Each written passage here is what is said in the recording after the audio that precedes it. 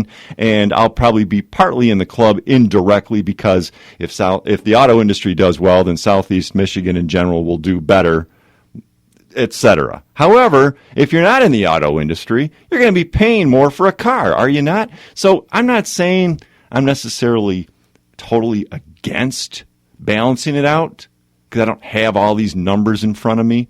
In general, though, from an economic standpoint, anytime the government throws tariffs on this or that, it usually starts a trade war or it slows down trade, or the consumer, in the United States in this case, will end up paying more for an automobile. So if you want to subsidize auto workers by having tariffs on autos, then that's fine.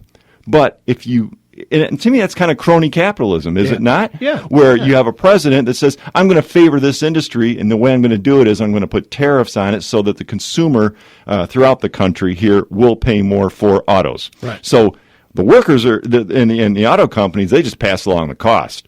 But the workers are going to do better. I get that. However, you, the consumer, are going to be subsidizing those auto workers through a crony capitalism system that we all hate. Yeah. So if you can't compete here, fix that so you can compete. And if they've got some advantage in Mexico that's totally unfair to us because of a bad trade deal, then fix that. Yeah. But don't just arbitrarily say, in essence, I'm going to subsidize the auto worker here. Right. And I don't think... And if you're in the union, you and UAW, I get it. You vote for your pocketbook. You're going to say, yes, that's what I want. But let's wake up to the fact that if you're not in the UAW or you're not in the auto industry, in general, you're going to be paying more for an automobile and maybe worse quality. Yeah, we had that in the 70s. Yeah, I understand that. And I think Trump probably more than anybody understands that because he's got the carrot and the stick. The stick is, I'm going to put tariffs on you guys if you keep moving industry out. The carrot is, let's get corporate income tax rates down to where they belong. We're the highest in the world. We're the ones. It's Ted Cruz and Marco Rubio and Mitt Romney and anyone else who served as a politician who allowed corporate income tax rates to skyrocket that drove our guys offshore. No, you're right. And I think Trump understands that where these other politicians don't. So if you've read The Art of the Deal, a lot of this bluster and stuff, this is his opening statements. This is what he's doing. And we're kind of, just by talking about it, we're giving away his strength. The strength is I'm going in with as strong and blustery as I can, and then I'll be flexible as we get down together. It's like anything. If I'm going to sell you a car and you walk onto my lot, the first thing I'm going to say when you ask how much is it, I'm going to say $25,000. And they're going to go, oh my God, I thought it was going to be 15. Yeah, it is. It's only 16. And then you start getting through it. And that's the art of the deal. And that's what these people don't understand. Read the bloody book is what I'm going to tell you. If you don't understand the man, read the book and you'll know where he's coming from. A lot of this bluster and bravado is part of that. It's tactics. This is a tactic. And China's already scared to death. And we're giving up the ghost and the secret by even talking about it. We shouldn't be. Because, China will know there is some flexibility. One of the factors that exacerbated the Great Depression way more than it had to be was slapping tariffs on imports with the idea that you'll protect the American worker. Its trade slowed down, which hurt everybody in the United States, and it raised prices for the consumer, which during a depression hurts everybody because nobody has money to spend. So that's something to consider when people start talking about tariffs this and tariffs that. Yeah, and I don't think Donald Trump is going to be the tariff king. I don't. I think that's an opening salvo that he's using. Let's take a call from Mike in Ann Arbor. Mike, welcome to the show. Good morning, guys. Trump didn't build this empire of his by being stupid. The man is a genius. He's wealthy, and it didn't come to him just by inheritance. He built this empire. So we've got a guy that's got a brain and a head on his shoulders. But I want to go back to this morning on the Today Show. There was an incident that happened, and I normally don't watch it, but I was watching it for the weather report, but they were talking about Trump. And they brought up a newspaper article from a woman down in Louisiana by the name of Lola Butler. And in this interview that she gave, they were asking her, what would it take for her to be disgruntled with Trump? She said this, and they showed it on the air. He could take a gun, shoot it down the street, and hit my daughter, and I would still vote for Donald Trump. And their mouths were just dropping and they showed the article, and two analysts were there, and they said, oh, my God, that's why the people are going for it. The people are sick and tired, and they're going to support him come hell or high water. Going back to Reince Priebus, we can thank Bill Bennett's adopted son, Mr. Paul Ryan. He's the one that brought Reince Priebus from Wisconsin to be the head of the RNC. That man should be thrown out. He is destroying basically the GOP. It's not Trump who's destroying it. It's Priebus. Yep, I'll agree 100%. So anyways, but to those people that don't want Trump, folks, this guy has a brain on his head. And you were right, Gary. You said exactly what his bargaining procedure is. He bargains from strength, period. Yeah, he doesn't give it away. Yeah, I mean that's you always bargain from strength. What did Teddy Roosevelt say? Walk softly and carry a big stick. Now Trump's Marco not Rubio. walking softly, covered with foam. By the way, they are so scared in Europe of Donald Trump. They've got pictures of him in magazines with horns on his head and things like this. When the Europeans, the Chinese are scared, and the Mexicans are scared of him, we've got a good thing, folks. I like Ted Cruz. I know some people are going to call up and say, oh, God, Ted. I like Ted Cruz. If it wasn't for Donald Trump, I'd be working for Ted Cruz. But, folks, Ted Cruz is not ready. He doesn't have that personality. And in today's world, you got to have some glitz.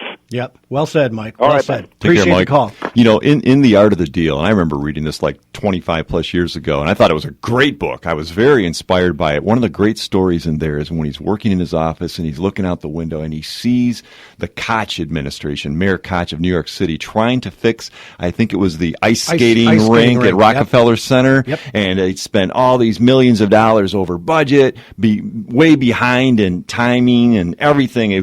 Everything was over budget. The time to build it, to the money, everything. And Trump, he couldn't take it anymore, and they were ready to rip it all out and start over again, the city. And he called Koch's office and said, listen, I can't stand this anymore. I will do this at my own cost. And he got it done like that. He's a guy that can get things done in the private sector. There's no doubt. Like Mike said, he has a brain, and he's aggressive, and he's a go-getter, and that's very impressive. Yep. Yeah. Let's see if we can squeeze another call before the end of the break here. Jenny, welcome to the show. Hey, guys. I am still a Cruz supporter, but I am not stupid. I know where the chips are probably going to fall, and that's fine.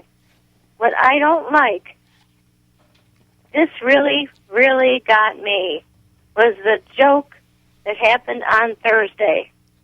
Mr. Traitor Romney. Oh, yeah.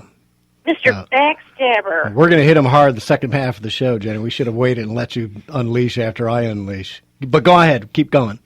I couldn't stand that. When I heard that he was out there, I couldn't deal with it because he wants it. If he wants it this bad, don't do it that way.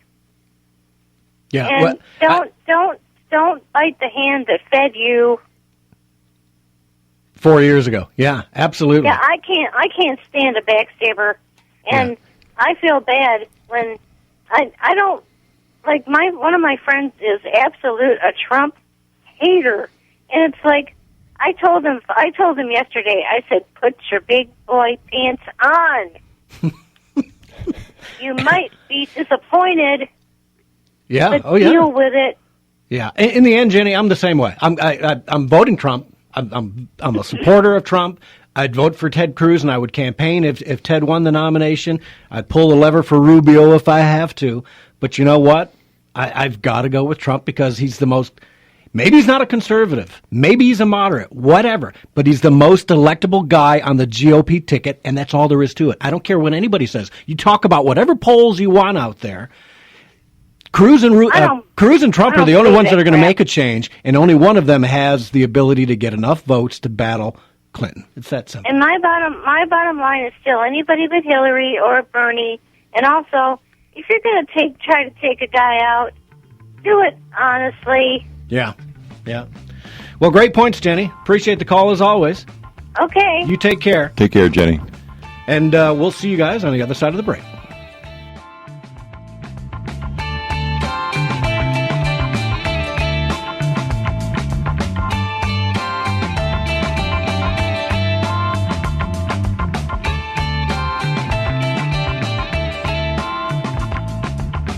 People are always on the go, driving to work, running errands. How do they keep informed? They listen to Wham Talk 1600, just like you. If you're a business owner, your message can reach these people wherever their travels take them. People tune to Wham for the latest issues discussed by hosts Bill Bennett, Glenn Beck, and Thay Ronex. They stay tuned in for state and local news with Dan Martin, and they'll stay tuned for your message as well. Call 734-971-1600 and advertise your business with Wham Talk 1600. This is a Fox News Alert. I'm Lillian Wu. We'll learn this afternoon the winner of the CPAC straw poll. Now, no real delegates are at stake, but it's an important data point as to which Republican candidate resonates best with what you might call activist conservatives. Fox's Leland Vittert. Contest for Republicans in Maine, Kansas, Kentucky, and Louisiana. For Democrats, delegates being awarded by Kansas, Louisiana, and Nebraska. Iowa Governor John Kasich has said if he doesn't win his home state on March the 15th, he'll bow out of the race. Marco Rubio's campaign heavily suggesting that even if he loses Florida, he will stay in. Fox's John Roberts. Amazon reversing course now, saying it will allow customers to resume encrypting locally stored data on their Fire tablets. And scientists say they've discovered what might be a new species of octopus near the Hawaiian Islands. It's small, light-colored, doesn't have fins, and all of its suckers are in one row on each arm. Fox News. We report. You decide. It's time now for Wham Talk 1600's Community Calendar with Brandon Drake. There's going to be an all-star comedy fundraiser for the Fallen and Wounded Soldiers Fund on April 19th at Mark Ridley's Comedy Castle in Royal Oak. Detroit's best comedians, people you have seen on HBO, Comedy Central, Fox, and heard on XM Sirius Satellite Radio, are teaming up to raise money for Michigan's wounded Iraq and Afghanistan veterans.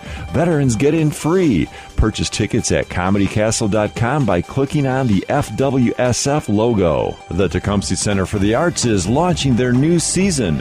The 2015-2016 National Touring Season includes big band, comedy, electroluminescent puppetry, bluegrass, and children's music. Buy a Tecumseh Center for the Arts Premier Season ticket for $100 and you'll receive premier seating at each of the National Touring Season shows, plus Tecumseh Center for the Arts Big Band and Vocal Airs concerts, which is a $120 value. To learn more about the Tecumseh Center for the Arts National Touring Season, special events, the Black Box Summer Series, local presenters and groups, and the Tecumseh Pops Orchestra and Community Chorus, and many other events, please call 517-423-6617, or you can visit thetca.org. Check out the wide variety of educational fun events put on by the Ann Arbor District Library for kids preschool through 12th grade. All library facilities can be reached by phone through the main switchboard at 734-327-4200, or you can visit www.aadl.org.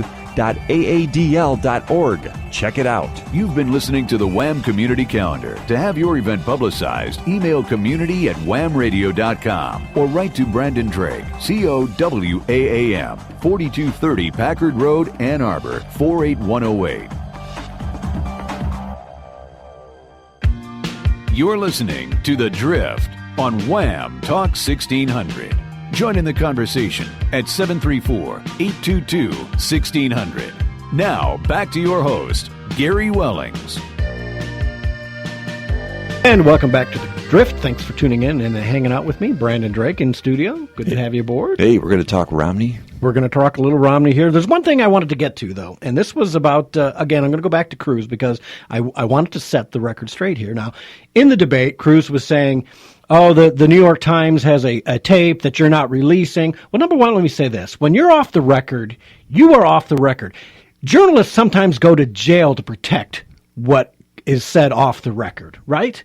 And for a guy like Ted Cruz, who's the big constitutionalist, you know, how dare you ask him to release that, even if there is something on there? But the New York Times editor came out and said, and this is in the Washington Examiner today, they said there's nothing on that tape that's huge. The only thing that's in here is Donald said he's got some huge.